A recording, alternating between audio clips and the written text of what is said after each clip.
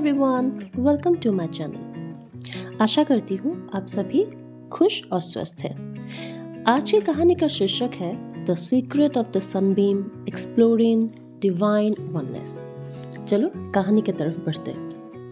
Long ago, a young student lived with his wise teacher in a forest Gurukul. बहुत पुराने समय की बात है। एक लड़का अपने गुरु के साथ जंगलों में अपने गुरुकुल में रहा करता था। The teacher wanted to help the child understand the deep truth of life taught in the Vedas. शिक्षक चाहते थे कि उनका छात्र वेदों में परिपूर्ण हो। वे चाहते थे कि उनका छात्र वेदों से जीवन के बारे में सीखे, जीवन की गहराई को समझे। One morning, as sunlight entered the hut through a small opening, the teacher began a gentle lesson. एक बार की बात है, गुरुजी ने देखा कि उनकी कुटिया के खुले हिस्से से या छोटे छोटे छेदों से सूरज की किरणें कुटिया के अंदर आ रही थी। तभी उन्होंने उस कुटिया के अंदर आते हुए सूरज की किरणों की तरफ दिखाते हुए उस छात्र से कहा। The teacher pointed to a bright sunbeam and said, "Look carefully at this light. It comes from the mighty sun. Yet it enters quietly and light up even the smallest place." उस शिक्षक ने अपने छात्र से कहा कि देखो, ध्यान से देखो, हमारे कुटिया में जो ये सूरज की किरणें आ रही है, ये शक्तिशाली प्रबल प्रतापी सूरज का ही अंश है। फिर भी इस अंधेरी सी कुटिया में छोटे छोटे छेदों से आकर इस कुटिया को रोशन कर रही है बिना हिचक के।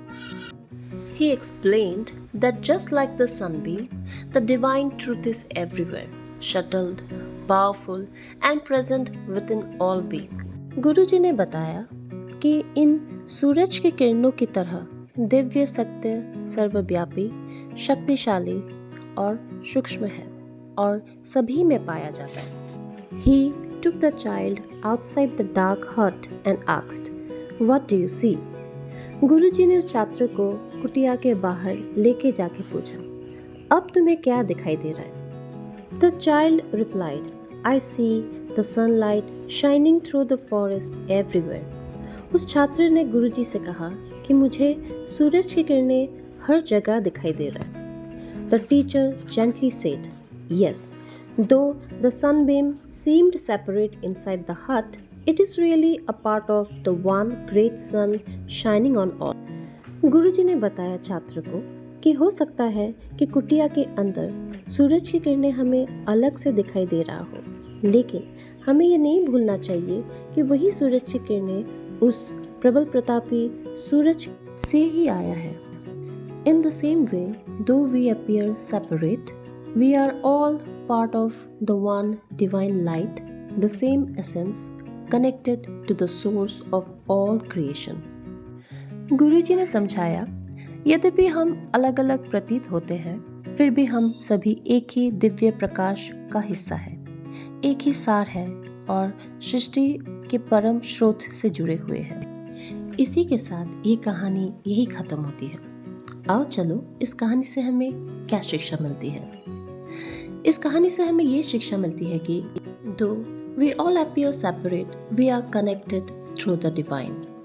See the divine in everyone and everything. ऊपरी तौर पर शरीर अलग दिखते हैं, लेकिन भीतर आत्मा एक ही है। हम सब एक ही ईश्वर या परमात्मा का अंश है। सभी में वही दिव्य चेतना है जो प्रेम और प्रकाश का रूप है। हम सभी एक ही सार और सृष्टि के परम स्रोत से जुड़े हुए हैं। इसी के साथ ये कहानी खत्म होती है। आओ चलो कुछ वर्कशीट के क्वेश्चंस देखते हैं। पहला क्वेश्चन है, What did the child learn from the sunbeam?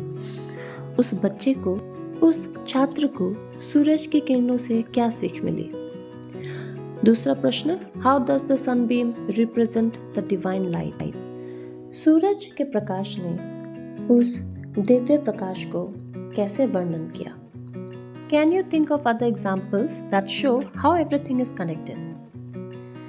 यहाँ पे पूछा गया है कि क्या तुम दूसरे एग्जाम्पल से बता सकते हो कि कैसे सभी चीजें एक दूसरे से जुड़ी हुई है। तो इसी के साथ ही ये कहानी समाप्त होती है।